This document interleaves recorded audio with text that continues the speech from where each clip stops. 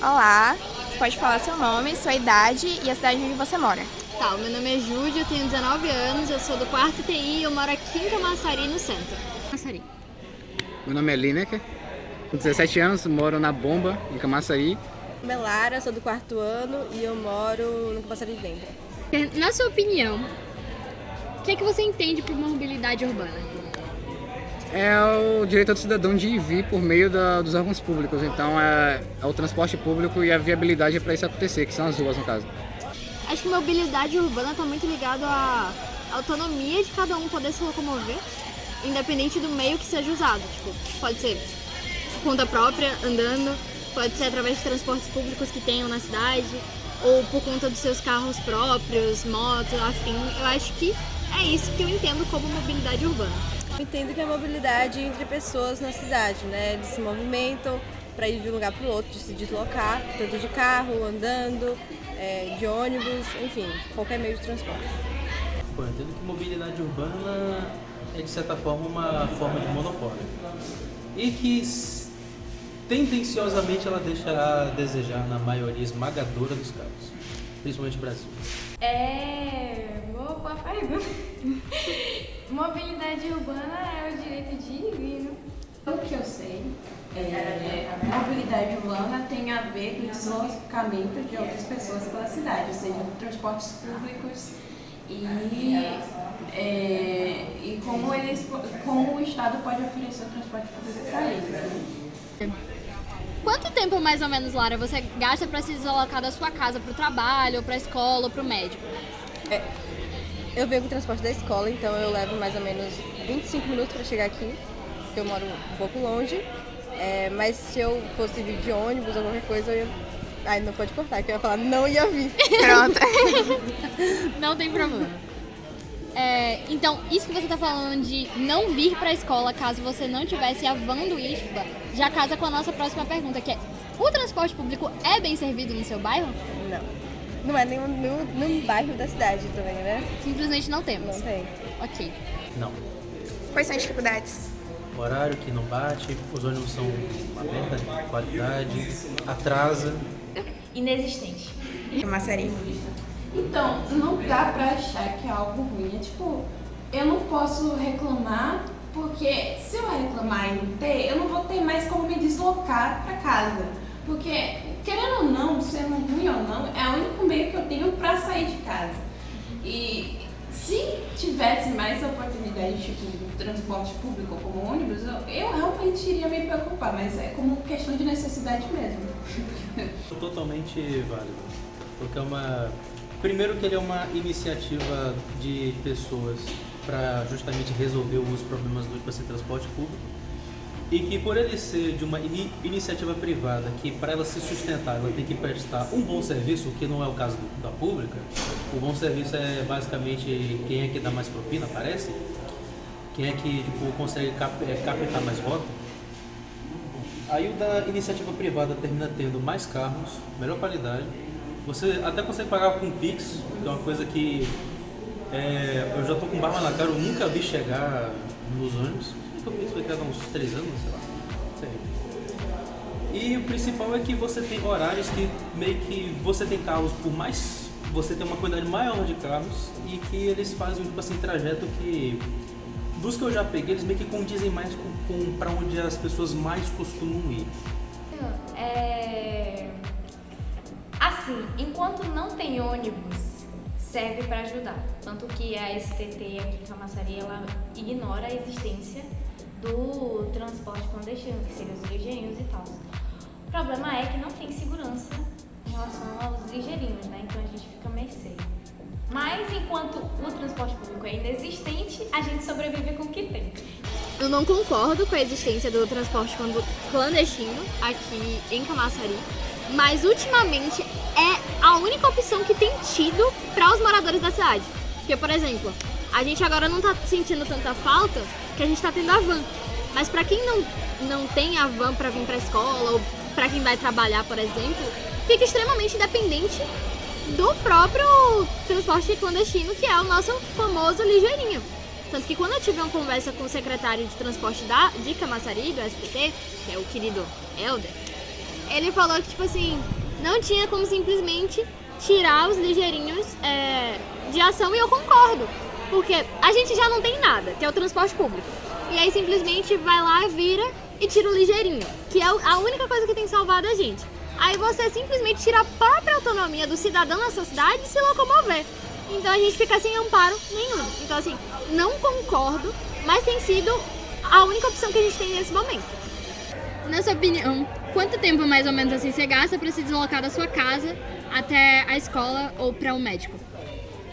Pra escola, como agora o IFBA tem uma van, sei lá, é o percurso só da van, então é uns 40 minutos. E eu vou andando pra tudo quanto é canto em Camaçari, então não tenho tanta necessidade não.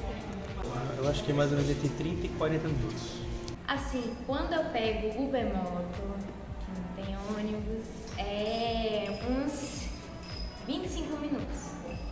Uns 20 minutos por aí. Da Glebaé pra aqui pro IFBA. Mas quando pega o ônibus é praticamente, acho que 40 minutos ou 1 hora. O que você acha que o poder público poderia fazer para melhorar o transporte público na sua cidade? Acabar com ele. Simples. Acaba com o transporte público. Para com essa perseguição orientada, não só junto com o Saber Detran, Fenatran também, ao Saber Transportes Privados Fretados, enfim. Ligeirinho, Uber também. Isso podia não ser só na esfera estadual, mas também na esfera federal, na forma de leis, parar com essa perseguição, parar com os altos impostos. Cara, atualmente a gente tá tendo o transporte aqui do IFBA, então tipo, eu levo 20 minutos pra chegar com a van até aqui, mas 20, 30 minutos no máximo. Mas, como também tem a opção de ligeirinho, às vezes demora um pouco pra chegar até aqui, porque em Camaçari, pra quem pega ligeirinho, sabe que tem que esperar o carro lotar pra depois sair e tudo mais. Então, tipo, você fica dependendo das pessoas que tem que pegar o mesmo carro, ou até mesmo da boa vontade do motorista. Então, tipo assim, é uma coisa que pode... Tem dias que pode ser 20 minutos, tem dia que pode ser 30, tem dia que pode ser 1 hora. Sair de casa em Camaçari é contar com o lado imprevisível da mobilidade aqui dentro. Trazendo agora para a violência no transporte público, você acha que existem grupos de pessoas que correm mais risco de sofrer violência no transporte? Eu acho que, tipo, violência nesse caso se enquadra em muitos fatores, né? Mas eu acho que dentro do transporte público, idosos, porque ultimamente a sociedade tem sido um pouco hostil nesse sentido de, tipo, ceder lugares. Acho que a sensibilidade maior acaba sendo com mulheres grávidas, mas com idosos eu sinto essa hostilidade. E tem também casos de, tipo, não necessariamente passageiros, mas pessoas que entram, usam o meio de transporte como seu local de trabalho. Então podem acabar sofrendo violência por conta disso, preconceito e afins. Então acho que essas duas coisas. O que você acha sobre a existência do vagão rosa, que é destinado para mulheres e pessoas idosas? Eu acho incrível. É uma puta ideia genial. Ai, não podia xingar, desculpa, Soraya. É uma ideia genial. Eu tive a oportunidade de usar o vagão rosa em São Paulo e foi uma experiência muito, muito boa, porque traz uma sensação de conforto, sabe? Por mais que sejam mulheres que você nunca viu na vida, mas ainda assim você se sente mais seguro, é acolhedor, você tá ali, sabe, num ambiente tranquilo. E desde que haja respeito também, porque há alguns homens que utilizam desses meios de locomoção, né? Por achar que vai mais vazio, é mais confortável, ou tá cansado, enfim, vê que a fila tá menor, fala, vou pegar esse vagão aqui. Tanto que eu já vi homens tentando entrar no vagão rosa com a justificativa de, hoje tá mais vazio, sendo que, tipo, não interessa se tá mais vazio, é um espaço dedicado para aquelas pessoas. Da mesma forma que, tipo, existem assentos preferenciais em um ônibus para pessoas com cadeirantes, por exemplo, não é porque simplesmente você não tá vendo aquela pessoa utilizar, por ela ainda não ter chegado até aquele assento, que você vai falar assim, não, eu cheguei aqui primeiro, sabe? Não faz sentido isso. Então, eu sou super a favor dos vagões rosa, acho incrível, deveria ter aqui em Camaçari, inclusive. Isso diminuiria situações de assédio, nos traria mais segurança, conforto, principalmente se a gente parar pra pensar assim de pessoas que estão voltando, não trago nem só pra gente que estuda, mas pra mulheres que trabalham até muito tarde, sabe que tem esse trajeto, não é rotina de trabalho? Acho que é a rotina de trabalho, de que a locomoção é muito longa e aí chega muito tarde em casa. Se você tá num vagão com um homem ou num ônibus com um homem, você nunca viu na vida, mas independente se você conhece ou não, é homem, você não confia em homem. Só de você estar nesse vagão que é reservado só pra mulheres, já diminui aquela ansiedade que você tem, sabe? Com aquele negócio de tipo, meu Deus, será que eu vou ser assediada? Será que ele vai fazer alguma coisa comigo e tudo mais? Eu acho que essa questão do vagão rosa entra num ponto que acaba acontecendo no nosso cotidiano, mas que pode passar despercebido. Por exemplo, chega um ligeirinho, o carro tá vazio, e aí ele fala, vai até tal lugar. E você quer ir pra aquele lugar. Mas se não tem uma mulher dentro do carro, você não se sente confortável de entrar porque você vai estar sozinha com aquele motorista. Eu acho que o vagão rosa meio que segue essa linha de raciocínio. Tipo, se só tiver mulheres ali, você não vai se sentir incomodada. Pelo menos na maioria dos casos, né? Então, ótimo. Eu acho que eu expus muito de que eu sou totalmente a favor. Rio de Janeiro, 20 de agosto de 2019. Quase 40 pessoas iam de ônibus para o trabalho quando foram rendidas por um sequestrador na ponte Rio-Niterói. Foram 4 horas de pânico. William Augusto da Silva, de 20 anos, usava uma arma falsa e ameaçou incendiar o veículo. O rapaz acabou morto por um atirador de elite. As vítimas foram resgatadas sem ferimentos. Há quase 20 anos, um episódio semelhante na linha 174, também no Rio, chocou o país.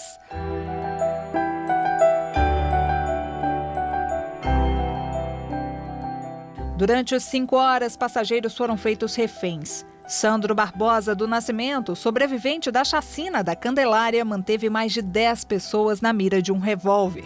Uma ação tensa que terminou em tragédia. Uma mulher usada como escudo foi assassinada com 3 tiros. O bandido foi capturado e morreu horas depois, asfixiado.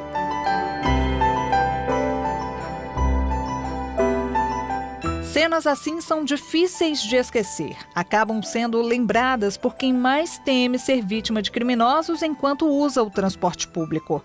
Devido à condição social de algumas pessoas, eles, por não terem um veículo próprio, por morar em bairros afastados da nossa cidade, são obrigados, têm a necessidade de pegar o transporte, muitas vezes em horários que o trabalho não permite sair mais cedo, terminam saindo mais tarde e terminam sim correndo um risco por morar em locais longe e ter esse deslocamento.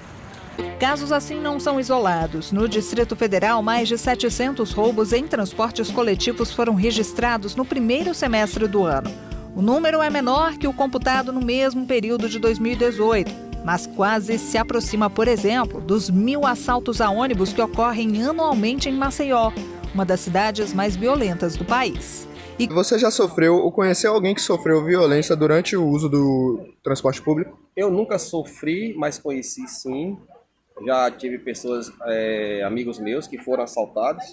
E além de ser assaltados, ainda apanharam do ladrão. Além de roubar ele, começar a bater nele como se ele tivesse roubado ele. Então são situações complicadas que... Boa noite, nome e idade, por favor. Boa noite, Pedro Júnior, 51 anos. O senhor acha que existem grupos de pessoas que correm mais risco de sofrer violência pública ao usar o transporte público? Se sim, quais? Sim, com certeza existe. Devido à condição social de algumas pessoas, eles, por não terem um veículo próprio, por morar em bairros afastados da nossa cidade, são obrigados, têm a necessidade de pegar o transporte, muitas vezes em horários que o trabalho não permite sair mais cedo, terminam saindo mais tarde e terminam sim correndo um risco por morar em locais longe e ter esse deslocamento. Para a senhora, qual seria a medida mais cabível pelo Estado para assegurar as pessoas ao uso pleno dos recursos do transporte público? As leis ser severas, que não são. Percebemos que esses indivíduos, em sua maioria, são daquela região, eles residem naquelas proximidades e há uma participação intensa de adolescentes. Por quê? A crença na impunidade, a legislação é mais branda, muito comum adolescentes serem apreendidos nessa prática criminosa, são colocados em liberdade e dias após são novamente apreendidos cometendo o mesmo tipo de crime. Na sua opinião, qual o motivo para ter tanta violência dentro do transporte público? E por que essa violência só aumenta ao longo dos anos? Como eu estava falando, a questão da violência dentro do transporte público é pela facilidade que os ladrões encontram de entrar no transporte público em determinados horários e fazer esse assalto. E essas pessoas que fazem assalto, elas observam o melhor momento de entrar num coletivo, de poder ter a entrada e a saída mais fácil e pegar justamente aquelas pessoas. Observe que a maioria dos assaltos acontecem quando as pessoas estão indo para o trabalho, que eles sabem que estão com o celular na mão, que estão com algum dinheiro na mão, que estão indo para a rua fazer alguma compra, investir em alguma coisa, e no retorno. Durante o dia, se a gente observar entre 9 horas até 11 horas, tem, mas é mais difícil, porque eles buscam sempre aqueles horários. A senhora acha que existem grupos de pessoas que correm mais risco de sofrer violência ao usar o transporte público? Se sim, quais? Sim. Mulheres, né, idosos. Sim, as mulheres. Mulheres, principalmente. Sim, mulheres. Sim, mulheres. Sim, eu acredito que as mulheres sofrem mais violência. No DF, a Lei 4.848 de 2012 criou o vagão exclusivo no metrô para mulheres e pessoas com deficiência.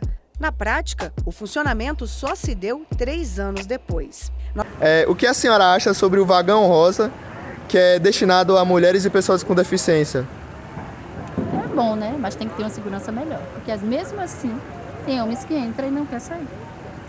Pode ser uma maneira de proteger, né, essas pessoas que ficam mais vulneráveis, né, ao transporte público. Isso. É uma questão social também. Nós temos essa consciência de que a sociedade brasileira, infelizmente, ainda não está pronta para essa convivência entre homens e mulheres. Então, muitas mulheres sofrem um assédio quando está em multidões, aquela aglomeração, e terminam abusando de algumas mulheres. Então, sim, eu sou a favor de que as mulheres possam ter um local onde elas possam andar com segurança. Então, muitas mulheres sofrem um assédio quando está em multidões, aquela aglomeração, e terminam abusando de algumas mulheres. Então, sim, eu sou a favor de que as mulheres possam ter um local onde elas possam andar com segurança.